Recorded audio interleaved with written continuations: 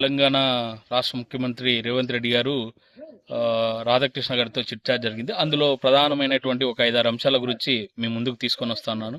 2 విషయాలు మాత్రం బాగా అర్థమైంది. రాష్ట్ర విభజన జరిగిన తర్వాత ఇద్దరు కూడా, అవతల కేసీఆర్, ఇవతల జగన్మోహన్ రెడ్డి, చంద్రబాబు నాయుడు, ఈ ముగ్గురు కూడా రాష్ట్రాన్ని అగోబతి పాలు చేశారనడానికి చాలా నిదర్శనాలు ఉన్నాయి.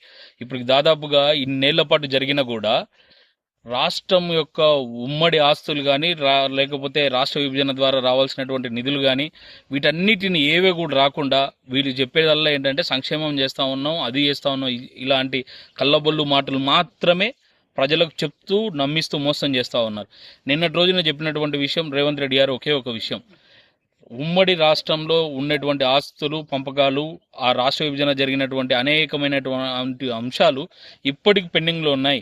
వీటికి సంబంధించి ఏ ముఖ్యమంత్రి కూడా ఇంతవరకు కూర్చొని మాట్లాడలేదు.